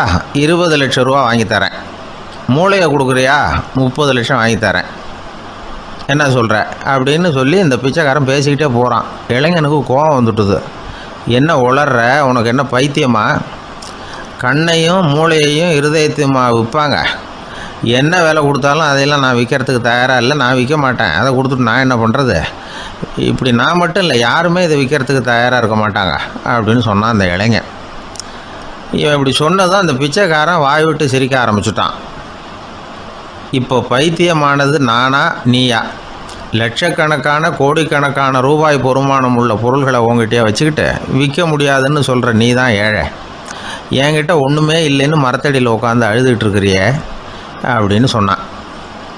இன்றைக்கி பார்த்திங்கன்னா பல பேர் தன்கிட்ட புதைஞ்சிருக்கிற ஆற்றலை புரிஞ்சிக்க முடியாமல் அவதிப்பட்டுக்கிட்டு இருக்கிறாங்க. நம்மக்கிட்ட என்ன இருக்குங்கிறது அவங்களுக்கு தெரியறதில்ல. அதனால தான் என்கிட்ட ஒன்றுமே இல்லைன்னு சொல்லி அழுதுகிட்டு இருக்கிறாங்க. இதை விளங்க வைக்கிறதுக்கு பெரியவங்க சொல்கிற கதை இது. நம்மக்கிட்ட இருக்கிற புதையலை நாம் தான் தோண்டி எடுக்கணும். உண்மையான புதையலுங்கிறது உள்ளே இருக்குது. ஆனால் அதை வெளியில் தேடுற ஆசாமிகள் தான் அதிகம். சராசரி மனித இயல்பு அப்படி. நம்மக்கிட்ட விலை மதிக்க முடியாத பகுத்தறிவு இருக்குது. அதை வச்சுக்கிட்டு வாழ்க்கையில் முன்னேறத்துக்கு முயற்சி பண்ணணும். என்கிட்ட ஒன்றுமே இல்லைன்னு நினச்சி ஓரமாக உட்காந்துடக்கூடாது. முயற்சி செஞ்சால் முடியாத காரியம் எதுவுமே இல்லை. ஒரு ரயில்வே ஸ்டேஷன் பக்கம் வெளியில் ஒரு டாக்ஸி நின்றுக்கிட்டு இருந்தது. அந்த பக்கமாக வந்த ஒருத்தர் டாக்ஸி டிரைவரை பார்த்து சொன்னார், ஐயா, உங்கள் வண்டியில் பின் சீட்டில் ஒரு மணி பர்ஸு கிடக்கு, யாரோ மறந்து விட்டுட்டு போயிருக்கிறாங்க அப்படின்னார். இல்லை அது காலி பர்ஸு தான், நான் தான் அதை அங்கே போட்டு வச்சுருக்கிறேன்னார் டிரைவர். ஏன்னு கேட்டார் அவர். இதுக்கு டிரைவர் சொன்னார், அதை பார்க்குற யாராவது அதை எடுத்துக்கலாம்ங்கிற ஆசையிலையாவது சவாரிக்கு வருவாங்க, அதுக்காக தான் போட்டு வச்சுருக்கிறேன் அப்படின்னார். ஒரு ராஜா ஊரெல்லாம் சுற்றி பார்த்துட்டு வரலாம்னு ஒரு நாள் புறப்பட்டு போனார். ஒரு இடத்துல தறி நெசவு வேலை ரொம்ப மும்முரமாக நடந்துக்கிட்டு இருந்தது. ஒரு பெரியவர் தறியால் நெசவு வேலை செஞ்சுக்கிட்டு இருந்தார். பக்கத்தில் ஒரு அழகான பொண்ணு உட்காந்து நூலை சுற்றிக்கிட்டு இருக்குது. ராஜா அந்த பெரியவரை பார்த்து யார் இந்த பொண்ணுன்னு விசாரித்தார். ராஜா அப்படி கேட்டதும் அவருக்கு ரொம்ப பெருமையாக போயிட்டுது. ஏன்னா உட்காந்துருந்தது அவரோட மகள். அரசே, இது என்னுடைய மகள். இவ வேகமாக நூல் திரிக்கக்கூடியவள். வைக்கோலை எடுத்து இவ திரிச்சா கூட அது எல்லாம் பவுனிழையாக வெளியில் வரும் அப்படின்னு ஒரு ராசி இவளுக்கு அப்படின்னு ரொம்ப பெருமையாக ராஜா கிட்ட சொன்னார். ராஜா இதை கேட்டதும் அசந்துட்டார். அப்படியா, இவ்வளவு அழகும் சாமர்த்தியமும் உள்ள இந்த பொண்ணு என்னோட வரட்டுமே, இவளை என் மருமகளாக ஆக்கிக்கிறேன் அப்படின்னார் ராஜா. அந்த பெரியவருக்கு ஒன்றும் புரியல. ஏதோ கொஞ்சம் பெருமையாக சொல்ல போக அது இப்படி ஆயிட்டுதே அப்படின்னு கவலைப்பட்டார். இருந்தாலும் ராஜா பேச்ச தட்ட முடியுமா, மகளை அனுப்பி வச்சுட்டார். ராஜா அந்த பொண்ணை அரண்மனைக்கு அழைச்சிட்டு வந்தார். அங்கே ஒரு அறையில் வச்சு பூட்டி விட்டார். அந்த ரூமு நிறைய வைக்கோலை கொண்டாந்து போட்டு அடைச்சாங்க. 3 ராட்டைகள் வேற வச்சுருந்தாங்க. நாளைக்கு பொழுது விடியறதுக்குள்ளே நீ இந்த வைக்கோலையெல்லாம் தங்க இழைகளாக மாற்றி காட்டணும். நாளைக்கு காலம்புறம் நான் இந்த அறை கதவை திறப்பேன். உன் தகப்பன் சொன்னது மாதிரி எல்லாம் தங்கமாக மாறி இருக்கணும், இல்லைன்னா நீ உயிர் தப்ப முடியாது அப்படின்னு உத்தரவு போட்டார். பாவம் அந்த பொண்ணு என்ன பண்ணும், பகல் பூரா அழுதுகிட்டே உட்காந்துருக்குது. ராத்திரி பூராவும் தூக்கம் வரல. மறுநாள் அதிகாலை நேரத்தில் யாரோ கதவை தட்டுற சத்தம் கேட்டுது. பயந்துக்கிட்டே கதவை திறக்கிறா. திறந்து பார்த்தா வெளியில் 3 அவலட்சணமான பெண்கள். ஒருத்திக்கு கால் அகலமாக முறை மாதிரி இருக்குது, இன்னொருத்திக்கு கட்டை விரல் கரண்டி மாதிரி பெருசாக இருக்குது, 3ஆவது பொண்ணுக்கு உதடு தடித்து ரப்பர் மாதிரி தொங்கிக்கிட்டு இருக்கு. யார் நீங்கள், உங்களுக்கு என்ன வேணும் அப்படின்னு கேட்குது இந்த பொண்ணு. நாங்கள் உங்களுக்கு உதவி செய்கிறதுக்கு தான் வந்திருக்கிறோம் அப்படின்னு சொல்லி உள்ளே வந்தாங்க. உட்காந்தாங்க. கொஞ்ச நேரத்துக்குள்ளே உள்ளே இருந்த வைக்கோலையெல்லாம் தங்க இழைகளாக மாற்றி கொடுத்துட்டு போயிட்டாங்க. காலையில் ராஜா வந்தார், பார்த்தார். ஆஹா பேஷுனார். இன்னும் கொஞ்சம் வைக்கோலை கொண்டாந்து அந்த ரூமில் போட சொன்னார். இந்த வைக்கோலையும் இன்றைக்கி தங்கமாக மாற்றிவிடு, நாளைக்கு மறுநாள் உனக்கும் இளவரசனுக்கும் கல்யாணம்னு சொல்லிவிட்டார். இன்றைக்கி ராத்திரி அந்த 3 பொண்ணுங்களும் வந்தாங்க. வைக்கோலை பொண்ணு இழைகளாக மாற்றினாங்க, புறப்பட்டாங்க. இந்த பொண்ணு அவங்க காலில் விழுந்து வணங்கினா, என் உசுரை காப்பாற்றினீங்க, உங்களுக்கு நான் என்ன கைமாறு செய்ய போகிறேன் அப்படின்னா. பயப்படாத, நீ விரும்பினா எங்களுக்கு ஒரு உதவி செய்யலாம். உன்னுடைய கல்யாணத்துக்கு நாங்கள் 3 பேரும் வரோம். நீ எங்களை வரவேற்று ராஜாக்கிட்டையும் இளவரசர்கிட்டையும் நாங்கள் உன்னோட பெரியப்பா பொண்ணுங்கன்னு சொல்லி அறிமுகப்படுத்தி வை, நாங்கள் விருந்து சாப்பிட்டுட்டு போயிடுறோம் அப்படின்னாங்க. ரொம்பவும் சந்தோஷமாக சரின்னு ஒத்துக்கிட்டா. கல்யாண நாள் வந்தது. கல்யாணம் ரொம்ப கோலாகலமாக நடந்துக்கிட்டு இருக்கு. எல்லா தேசத்து ராஜா ராணிகளும் வந்துக்கிட்டு இருக்கிறாங்க. அந்த 3 அவலட்சணமான பொண்ணுங்களும் சேர்ந்தாங்க. யார் இவங்கன்னு கேட்டார் ராஜா. என் பெரியப்பா பொண்ணுங்க அப்படின்னா அந்த பொண்ணு. காலும் உதடும் கட்டை விரலும் ஏன் இப்படி உங்களுக்கு அவலட்சணம் ஆயிட்டுது அப்படின்னு கேட்டார். அதுக்கு அந்த பொண்ணுங்க பதில் சொன்னாங்க. என்ன செய்யறது, ஓயாமல் வைக்கோலை நூற்று ஒருத்தியோட கட்டை விரல் அப்படி கரண்டி மாதிரி ஆயிட்டுது. நாக்கில் தொட்டு தொட்டு திரிச்சதுனால ஒருத்தியோட உதடு அப்படி ஆயிட்டுது. காலால் கட்டையை அழுத்தி அழுத்தி தறி போட்டதுனால இன்னொருத்தையோட கால் அப்படி ஆயிட்டுது. உங்கள் மருமகளாக வந்திருக்கிற இந்த பொண்ணு அந்த 3ஐயுமே செய்ய தெரிஞ்சவ தான். என்ன ஆக போதும் இன்னும் கொஞ்ச நாளில் அப்படின்னாங்க. அவ்வளவுதான். ராஜா பயந்துட்டார். அம்மா, இன்னையிலேருந்து நீ இளவரசனின் மனைவி. நீ எப்பவும் அழகாக இருக்கணும். அதனால் நீ இனிமேல் வைக்கோலை திரிக்கவே கூடாது அப்படின்னு உத்தரவு போட்டார். அவளை இக்கட்டான சூழ்நிலையிலிருந்து காப்பாற்றின அந்த 3 பொண்ணுங்களும் சந்தோஷமாக திரும்பி போயிட்டாங்களாம். சுவாமி சின்மயானந்தர் இந்த கதையை சொல்லியிருக்கிறார்.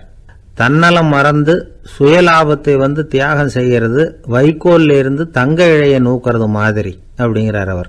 அது இருக்கட்டும், இப்போ நம்ம கதைக்கு வருவோம். ஒரு ராஜா தன்னோட மகனுக்கு சுயவரம் நடத்தினார். எல்லா தேசத்திலிருந்தும் ராஜகுமாரர்கள் வந்திருந்தாங்க. ராஜகுமாரியை கல்யாணம் பண்ணிக்கலாம்ங்கிற ஆசையில் சுயம்பர மண்டபத்திலிருந்து எல்லா ராஜகுமாரர்களும் அலறி அடிச்சுக்கிட்டு வெளியில் ஓடி வந்துகிட்டு இருக்கிறாங்களாம். ஏன் இப்படி எல்லாரும் மிரண்டு போய் ஓடி வர்றாங்கன்னு கேட்டார் ஒருத்தர். அதுக்கு இன்னொருத்தர் விவரம் சொன்னார். ராஜகுமாரியை இன்னைக்கு தான் அவங்க நேரில் பார்த்தாங்களாம், அதுதான் அப்படி ஓடி வந்துகிட்டு இருக்கிறாங்க அப்படின்னார்.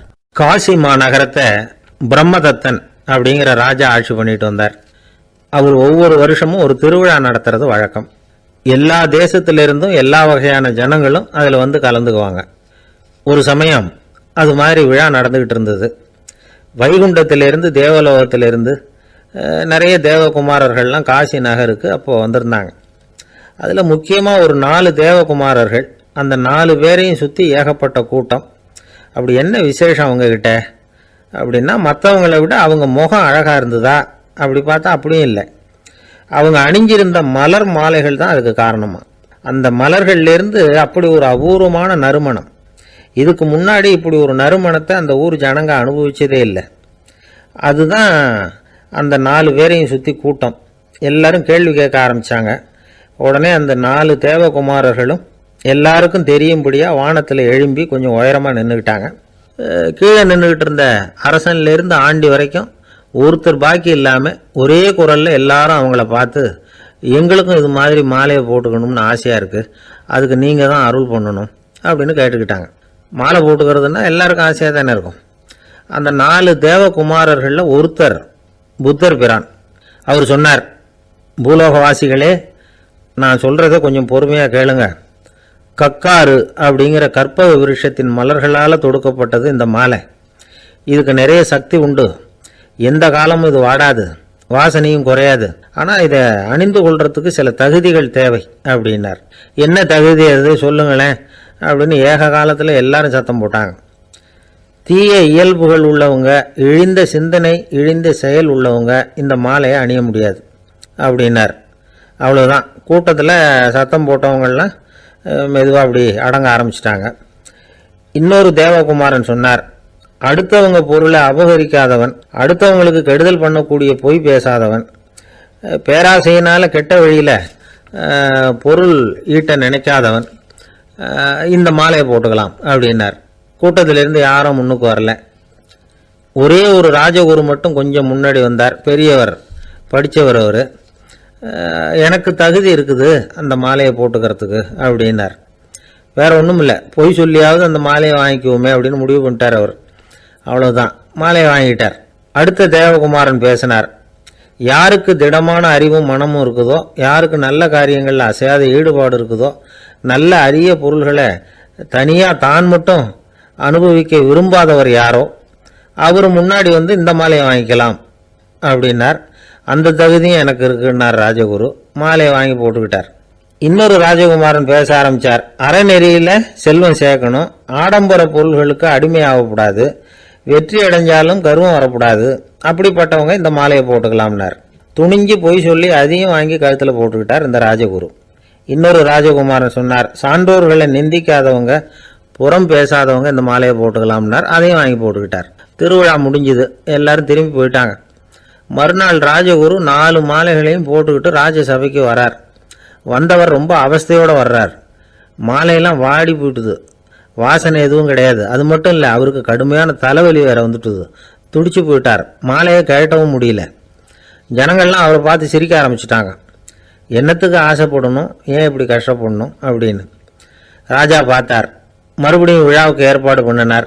தேவகுமாரர்கள்லாம் வந்தாங்க. ராஜகுரு வந்தார். மக்கள் முன்னிலையில் அவங்க காலில் விழுந்தார், மன்னிப்பு கேட்டுக்கிட்டார். இந்த மாலையை போட்டுக்கிற தகுதி எனக்கு இல்லை. தகுதி இல்லாத ஒருத்தன் தகாத தகுதியை பொய் மூலம் பெறணும்னு ஆசைப்படுறாங்களே, அவங்களுக்கெல்லாம் என்னுடைய தண்டனை ஒரு எச்சரிக்கையாக இருக்கட்டும்னார். அதுக்கப்புறம் தேவகுமாரர்கள் அவர் கழுத்தில் இருக்கிற மாலையை கழட்டினாங்களாம். அந்த மாலைகளும் பழையபடி மனம் கொடுக்க ஆரம்பிச்சுட்டு தான். இதுலேருந்து நாம் தெரிஞ்சுக்க வேண்டியது என்னென்னா, நமக்கு தகுதி இல்லாத ஒரு கௌரவம் நம்மக்கிட்ட தானாக வந்தால் கூட அதை வந்து தவிர்த்து விடுறது தான் நல்லது. அதுதான் புத்திசாலித்தனம். ஒருத்தர் வந்தார். சார், எங்கள் இலக்கிய மன்ற விழாவுக்கு நீங்கள் வந்து தலைமை தாங்கணும்னார். உடனே இவர் சொன்னார், பேச்சாளர், சார், இலக்கியத்தை பற்றி பேசுகிற தகுதி எனக்கு இல்லையே அப்படின்னார். உடனே அவர் கூப்பிட வந்தவர் சொன்னார், அந்த தகுதி உங்களுக்கு இல்லைங்கிறது எங்களுக்கும் தெரியும் சார், அதனால தான் உங்களை தலைமை தாங்க கூப்பிட்றேன் அப்படின்னார். அது சரி, தலைமைன்னா அதுக்கு இவர் என்னதான் அர்த்தம் பண்ணுறாருன்னு தெரியல. ஒரு பெரிய பியானோ கலைஞர் வியன்னாவில் இருந்தார். ரொம்ப புகழ்பெற்ற இசை கலைஞர் அவர். இங்கிலாந்து மகாராணி விக்டோரியா அவருடைய சங்கீதத்தை கேட்கணும்னு ஆசைப்பட்டாங்க. அவரை அரண்மனைக்கு கூப்பிட்டாங்களாம். பியானோ வாசிக்க சொல்லி கேட்டாங்களாம். இவரும் ரொம்ப பிரமாதமாக வாய்ச்சி காட்டியிருக்கார். உடனே பாராட்டி பரிசுகள்லாம் கொடுத்து அனுப்புனாங்களாம். அந்த இசையை கேட்கறதுல அரசிக்கு ரொம்பவும் ஆர்வம் உண்டு. அதனால் அதுக்கப்புறமும் அந்த கலைஞர் அடிக்கடி அரண்மனைக்கு வர வேண்டிய அவசியம் ஏற்பட்டது. ஏன்னா அரசி கூப்பிட ஆரம்பித்தாங்க. இவர் போகணும், அங்கே இசை நிகழ்ச்சி நடத்தணும். இவர் அங்கே பாடி வாசிக்கிறது உண்டு. ஒரு தடவை வந்து மகாராணி அவரை பார்த்து, உங்கள் நாட்டு தேசிய கீதம் பாடுங்களேன் அப்படின்னு கேட்டாங்களாம். உடனே அவர் தன்னுடைய நாடான ஆஸ்திரியாவின் தேசிய கீதத்தை பாடியிருக்கிறார். அவர் பாட ஆரம்பித்த உடனே மகாராணி எழுந்திரிச்சு நின்னாங்களாம். அதுக்கு மரியாதை செலுத்துகிற நோக்கத்தோடு பாட்டு முடிகிற வரைக்கும் அப்படியே நின்றுக்கிட்டு இருந்தாங்களாம். இதுதான் அந்த அரசியினுடைய பெருந்தன்மை. அதாவது நாட்டுப்பற்றுங்கிறது அந்த அளவுக்கு அப்படி இருக்கணும். இப்படி ஒரு அரசியே நம்ம நாட்டு தேசிய கீதத்துக்கு எழுந்திரிச்சு நின்று மரியாதை செலுத்துகிறாங்க அப்படிங்கிறத புரிஞ்சுக்கும் பொழுது அந்த முதிய கலைஞரின் மகிழ்ச்சிக்கு அளவே இல்லையா. அதுக்கப்புறம் அந்த பியானோ கலைஞர் ஒரு நாள் தன்னுடைய நண்பர் ஒருத்தர்கிட்ட பேசிக்கிட்டு இருந்தாராம். அப்போ சொன்னாராம், மகாராணியார் வந்து எனக்கு எவ்வளவோ பரிசுகள்லாம் கொடுத்துருக்குறாங்க. ஒரு தடவை எனக்கு வைரக்கல் பதித்த அணி ஒன்றை கூட பரிசாக கொடுத்தாங்க. ஆனால் அதை விட உயர்ந்த விலை மதிக்க முடியாத அணி என்ன தெரியுமா? நான் என்னுடைய நாட்டு தேசிய கீதத்தை நான் பாடுறப்போ அவங்க எழுந்திரிச்சு நின்று மரியாதை செலுத்தினாங்களே, அதுதான் எனக்கு கிடைச்ச மிகப்பெரிய பரிசு அப்படின்னாராம். எனக்கு தெரிஞ்ச சங்கீத வித்வான் ஒருத்தர் இருக்கார். சமீபத்தில் ஒரு நாள் அவரை பார்த்தேன். எப்படி போயிட்டுருக்கு உங்கள் தொழில் அப்படின்னு கேட்டேன். ரொம்பவும் வித்தியாசமாக போயிட்டுருக்குங்க அப்படின்னார். என்ன சொல்கிறீங்க அப்படின்னேன். முன்னாடியெல்லாம் நான் பாடினா எதிரில் இருக்கிறவங்க தான் எழுந்திரிச்சு போயிட்டு இருந்தாங்க. இப்போ எப்படின்னா நான் பாட ஆரம்பிச்சுட்டா உடனே பக்கவாத்தியக்காரனே எழுந்திரிச்சு போயிடுறான் அப்படின்னார் ரொம்ப வேதனையோட. என்னை விட யோக்கியம் இந்த உலகத்தில் வேற யாரும் இல்லை சார் அப்படின்னார் ஒருத்தர். அவரை விட அயோக்கியன் வேற யாரும் இருக்க முடியாதுங்கிற முடிவுக்கு கேட்டவங்க வந்துட்டாங்களாம்.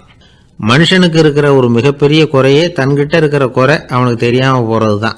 ஆனால் அடுத்தவங்ககிட்ட இருக்கிற குறை இவனுக்கு தெளிவாக தெரிஞ்சிடும். ஒரு ஒட்டகம் ஒரு கொக்கை பார்த்து ஒரு கேள்வி கேட்டுதான். என்ன கேள்வி தெரியுமா? உன் கழுத்து ஏன் இப்படி வளைஞ்சி போயிருக்குது அப்படின்னு கேட்டிருக்கு. இதுக்கு உடம்பே வளைச்சல். இது போய் கொக்கை கிண்டல் பண்ணுது. இன்னைக்கு மனித சுபாவமும் கிட்டத்தட்ட இப்படி தான் இருக்குது. இந்த உலகத்தில் குறையில்லாத மனிதர்கள் யாரும் கிடையாது, நாம் உள்பட அப்படிங்கிறத முதல்ல நாம் நல்லா புரிஞ்சுக்கணும். ஒரு ஊரில் ஒரு விற்பனை நிலையம் இருந்தது. செல்ல பிராணிகளை விற்பனை செய்கிற நிலையம் அது. நாய், கிளி, பூனை இப்படி நிறைய வச்சு விற்பனை பண்ணிகிட்டு இருக்கிறாங்க. நாய்க்குட்டி விற்பனை செய்கிற பகுதியில் ஒரு சிறுவன் நின்றுக்கிட்டு இருந்தான். விற்பனை செய்கிற ஆளுகிட்ட விலை கேட்டுக்கிட்டு இருந்தான். அதுவும் இருக்குதே, அந்த நாய்க்குட்டி என்ன விலை அப்படின்னு கேட்டானா. 1000 ரூபா அப்படின்னாரான். சரி, அது வேணாம், இது என்ன விலைன்னு இருக்கான். 500 ரூபா அப்படின்னாரான். இந்த சின்ன பையன் கையில் வச்சுருந்தது வெறும் 50 ரூபா தான். அதனால் இதை விட குறைச்சலாக கிடைக்குமான்னு பார்த்துருக்கான். அந்த கடையில் ஒரு மூலையில் சரியாக கவனிக்கப்படாமல் ஒரு நாய்க்குட்டி படுத்து கிடந்தது. பாவமாக கத்திக்கிட்டு இருந்தது. அதை பார்த்ததுமே இவனுக்கு அது ரொம்ப பிடிச்சி போச்சு. உடனே அந்த கடைக்காரரை பார்த்து, அதுவும் அந்த மூலையில் படுத்து கிடக்குதே அந்த நாய்க்குட்டி என்ன விலை அப்படின்னு கேட்டிருக்கான். தம்பி, அது ஒரு கால் ஊனம், அதனால் அது உன்னோட குதித்து விளையாடவோ ஓடுறதோ அதால் முடியாத காரியம் அப்படின்ட்டுருக்கார் அவர். அது தெரிஞ்சுதாங்க கேட்குறேன், அதோட விலை என்ன அதை மட்டும் சொல்லுங்களேன் அப்படின்ட்டுருக்கான். தம்பி, இது கால் ஊனம் உள்ள ஒரு நாய். இதை போய் காசு கொடுத்து வாங்கிறதுக்கு யாராவது பிரியப்படுவாங்களா? இதை நான் உனக்கு இலவசமாகவே தர்றேன், எடுத்துகிட்டு போ அப்படின்னாரான். இதை கேட்டதும் அந்த சிறுவனுக்கு கோபம் வந்துட்டு தான். நீங்கள் ஒன்றும் சும்மா கொடுக்க வேணாம், இந்தாங்க 50 ரூபா, இதை வச்சுக்கிட்டு நாய்க்குட்டியை கொடுங்க அப்படின்ட்டுருக்கான். அவருக்கு ஒன்றும் புரியல, ஆச்சரியமாக இருந்தது. சரின்னு பணத்தை வாங்கிட்டு நாய்க்குட்டியை தூக்கி கொடுத்தார். அந்த சிறுவன் அந்த நாய்க்குட்டியை 2 கையாலையும் வாங்கினா, மார்போட பிரியமாக சேர்த்து அணைச்சிக்கிட்டான். தெருவில் இறங்கி நடக்கிறான். அப்படி நடக்கும்பொழுது தான் பார்க்குறார், கடைக்காரர் ஆச்சரியமாக அவனை பார்க்குறார். அப்போ தான் அவருக்கு ஒரு விஷயம் புரியுது. அந்த சிறுவன் தெருவில் நாய்க்குட்டியை மார்போடு அணைச்சிக்கிட்டு விந்தி விந்தி நடந்து போய்கிட்டு இருக்கிறான். ஆமாம், அவனுக்கும் ஒரு கால் ஊனம். இந்த நாய்க்குட்டியை யாருமே வாங்க மாட்டாங்கன்னு நினச்சிக்கிட்டு இருந்தார். குறையுள்ள அதுக்கும் ஒரு எஜமானன் கிடச்சிட்டான். அதனால் ஊனம் ஒரு குறை இல்லை அப்படிங்கிற உண்மையை அந்த கடைக்காரர் புரிஞ்சுக்கிட்டாரான். நம்மால் ஒருத்தர் கொஞ்சம் வயசானவர், எழுந்திரிச்சு சரியாக நடக்க முடியாது, சாய்வு நாற்காலியிலேயே எப்பவும் உட்காந்துருப்பார். அவர் தனக்கு துணையாக ஒரு நாயை பக்கத்தில் வச்சுருந்தார். அதுவும் ரொம்ப வயசான ஒரு நாய், எழுந்திரிக்கவே சிரமப்படும், நடக்கவும் முடியாது. அவர் பக்கத்திலே இதுவும் சோர்ந்து போய் படுத்து கிடக்கும். அந்த பெரியவரை பார்க்க வந்த ஒருத்தர் கேட்டார், ஏங்க, ஒரு சின்ன பையனை உங்களுக்கு துணையாக வச்சுக்கப்படாதா? இந்த நாயை உங்களுக்கு பாதுகாப்பாக வச்சுருக்கிறீங்களே, உங்களுக்கு ஒரு ஆபத்துன்னா இது எப்படி உங்களுக்கு உதவ முடியும் அப்படின்னார்.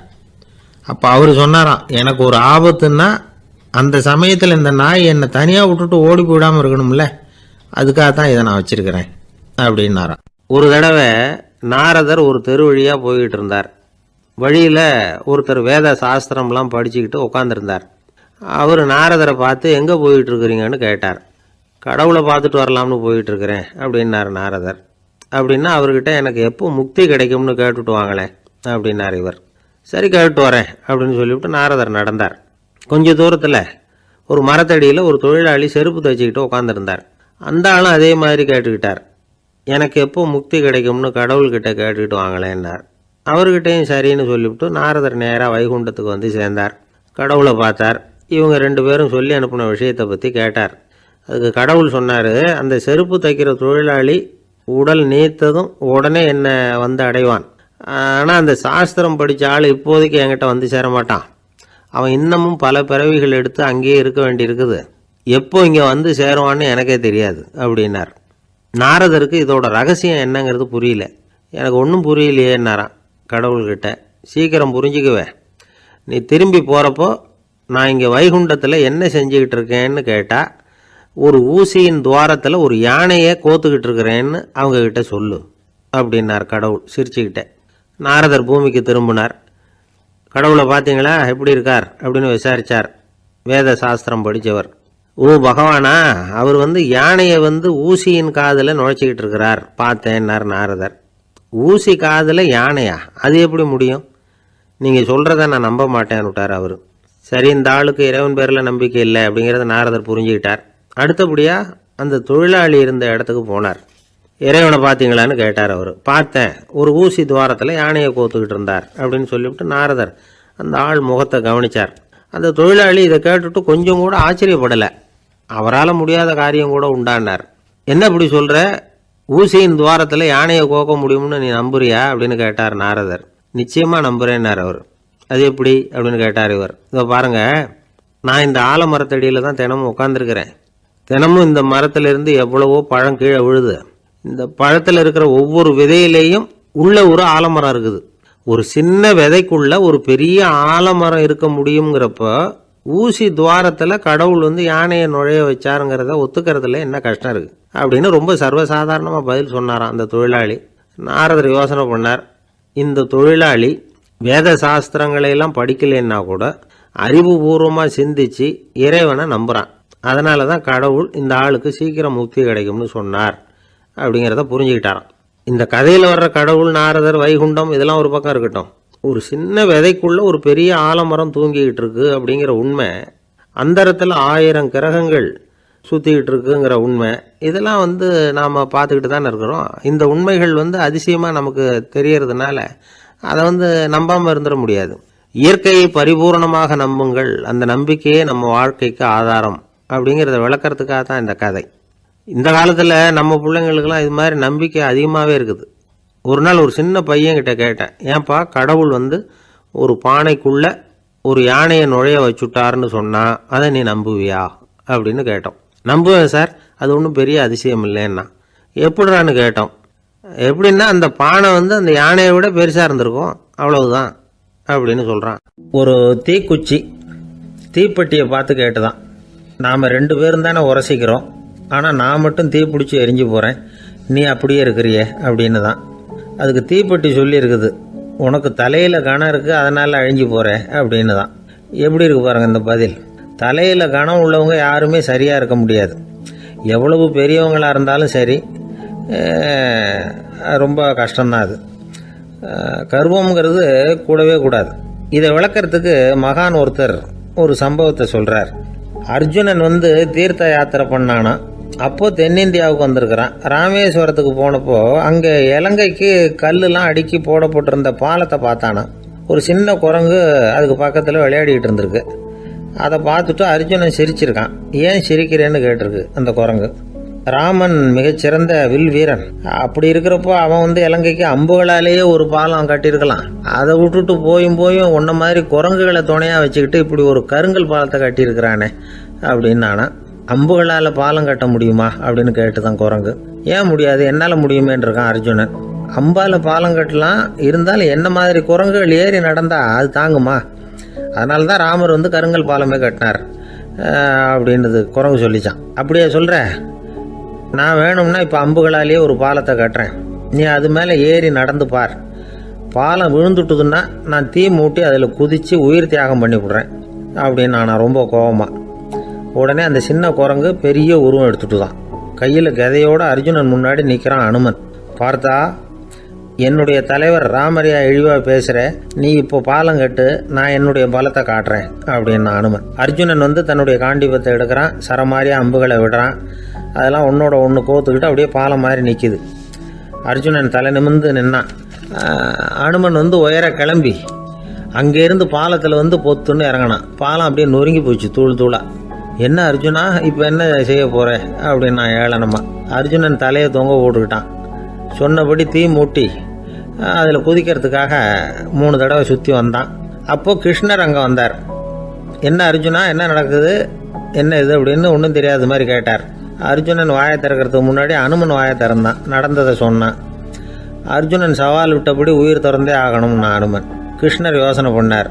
நல்லது, இந்த சவால் விட்டதுக்கும் நடந்ததுக்கும் யார் சாட்சி?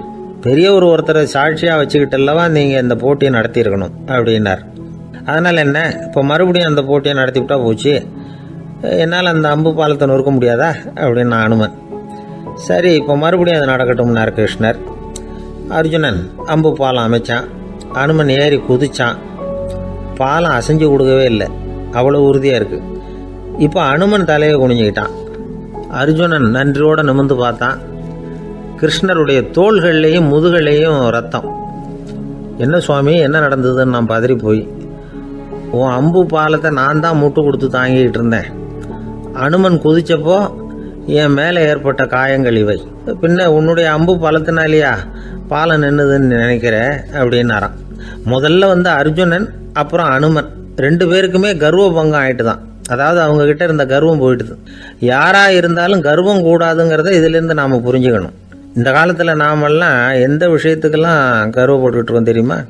2 பெண்கள் தங்களுடைய கணவன்மார்களை பற்றி ரொம்ப பெருமையாக பேசிக்கிட்டாங்களாம். அதில் ஒரு அம்மா சொல்லியிருக்கு, என் வீட்டுக்காரர்கிட்ட எந்த சப்ஜெக்ட் கொடுத்தாலும் சரி அந்த விஷயத்தை பற்றி அழகாக 1 மணி நேரம் பேசுவார் அப்படின்னாங்களாம். உடனே இன்னொரு அம்மா, அது என்ன பிரமாதம், என் வீட்டுக்காரருக்கு சப்ஜெக்டே தேவையில்லை, விஷயமே இல்லாமல் நாள் பூரா பேசிக்கிட்டு இருப்பார் அப்படின்னாங்களாம். ஒரு காடு, நல்ல மரம்லாம் செழிச்சு இருந்தது. அப்படிப்பட்ட காட்டில் ஒரு சாது இருந்தார். அவர் எப்படின்னா எப்பவும் ஒரு மரத்தடியில் உட்காந்துருப்பார். ஏன்னா அவருடைய இருப்பிடமே அதுதான். அவர் என்ன பண்ணுவார், 3 கல் வச்சுருந்தார். செங்கல் மாதிரி இருக்கும், ஆனால் அதை விட கொஞ்சம் பெருசாக இருக்கும். எதுக்கு அந்த 3 கல்லுன்னா அதுதான் அவருடைய படுக்கை. அதாவது தூங்குறப்ப ஒரு கல்லை தலைக்கு கீழே வச்சுக்குவார், இன்னொரு கல்லை இடுப்புக்கு கீழே வச்சுக்குவார், இன்னொரு கல்லை காலுக்கு கீழே வச்சுக்குவார். உடம்பை அப்படியே ஒரு தகட்டால் மூடிக்குவார், அப்படியே தூங்கி போடுவார். மழை பெய்யுதுன்னு வச்சுங்க, அவர் உடம்பு 3 கல் மேலே இருக்குதா, அதனால் தண்ணி அடியில் ஓடி போடும், உடம்பு நனையாது. மேலே தகடு இருக்கிறதுனால மழையும் உடம்புல படாது. அவர் தூக்கமும் கிடையாது, நிம்மதியாக தூங்குவார். பகலில் அந்த 3 கல்லையும் ஒரு சேர ஒரு அடுப்பு மாதிரி வச்சு அது மேலே உட்காந்துக்குவார். அதனால் பாம்பு பூச்சி எதுவும் அவரை தொந்தரவு பண்ணுறதில்ல, அது பாட்டுக்கு நகர்ந்து போயிடும். அவர் பாட்டுக்கு நிம்மதியாக இருப்பார். யாராவது எதையாவது கொண்டுகிட்டு கொடுத்தா அதை வாங்கி சாப்பிடுவார், அவ்வளவுதான். ஒரு நாள் அந்த நாட்டு அரசன் காட்டுக்கு வேட்டையாட வந்தான். அந்த வழியாக வந்தப்போ இந்த சாது படுத்துருக்கிறத பார்த்தான், பரிதாபப்பட்டான். ஐயோ பாவம், இவர் இப்படி இந்த கல் மேலே உடம்ப வச்சுக்கிட்டு தூங்குறாரு, என்ன பாடுபடுவார், இவரை நாம் அரண்மனைக்கு அழைச்சிட்டு போய் சுகமாக நிம்மதியாக இருக்கிறதுக்கு வழி செஞ்சு கொடுப்போம், அது ரொம்ப நல்லாயிருக்கும் அப்படின்னு நினச்சான். அப்படி நினச்சிக்கிட்டே அரண்மனைக்கு வந்துட்டான். அதுக்கப்புறம் ஒரு பல்லக்கையும் 2 சேவகர்களையும் காட்டுக்கு அனுப்பி அந்த சாதுவை மெதுவாக இங்கே அழைச்சிட்டு வந்துடுங்க அப்படின்னு சொல்லி அனுப்பி வச்சான். இவங்க போய் அவர்கிட்ட விவரத்தை சொன்னாங்க. எனக்கு என்னத்துக்கு அரண்மனை வாசம் அப்படின்னார். இருந்தாலும் மன்னர் உத்தரவு, நீங்கள் அவசியம் வரணும் அப்படின்னாங்க இவங்க. சரின்னு சொல்லிவிட்டு வேறு வழி இல்லாமல் புறப்பட்டார். புறப்படும் பொழுது என்ன பண்ணாருன்னா, மறக்காமல் அந்த 3 கல் ஒரு தகடு அதையும் எடுத்து பல்லக்கில் வச்சுக்கிட்டார். என்னத்துக்கு இதையெல்லாம் எடுத்து வைக்கிறாரு அப்படின்னு சொல்லி அவங்க யோசனை பண்ணாங்க. இருந்தாலும் அதை பற்றி ஒன்றும் கேட்கல. பேசாமல் அவரை அழைச்சிட்டு போய் அரண்மனையில் விட்டுட்டாங்க. அரசன் ஓடி வந்தான், வரவேற்றான், அறுசுவை உணவு படைத்தான். அவர் படுக்கிறதுக்கு தங்க கட்டில், பட்டு மெத்தை, இப்படி எல்லாம் ஏற்பாடு பண்ணி வச்சான். இங்கே படுத்து ஓய்வு எடுத்துங்க அப்படின்னு சொல்லிவிட்டு அவன் பாட்டு போயிட்டான். மறுநாள் காலையில் பார்க்குறான், சாது படுத்துருக்கிறார். எப்படி தெரியுமா, அந்த பட்டு மெத்தை மேலே 3 கல்லையும் வச்சு வழக்கம் போலவே அது மேலே படுத்துருக்கிறார். அதுக்கு மேலே தகடு. அரசன் பார்த்துட்டு அதிர்ச்சி ஆகிட்டான். என்ன சுவாமி இப்படி அப்படின்னா, சாது சொன்னார், எனக்கு தேவையும் இல்லை குறையும் இல்லை, எல்லா இடத்துலையும் எனக்கு ஒரே மகிழ்ச்சி தான் அப்படின்னார். மகிழ்ச்சிங்கிறது தங்க கட்டிலேயோ பட்டு மெத்தையிலேயோ இல்லை, அது மனசில் இருக்கிற ஒரு விஷயம். உண்மையான மகிழ்ச்சிக்கு வழி மனப்பக்குவம் அப்படிங்கிறது அந்த அரசனுக்கு புரிஞ்சுதான். இந்த காலத்தில் ஒரு சாமியார், அவரை தேடி ஒரு சீடன் வந்தான். என்னாச்சு தெரியுமா, சுவாமி எனக்கு நிம்மதி வேணும்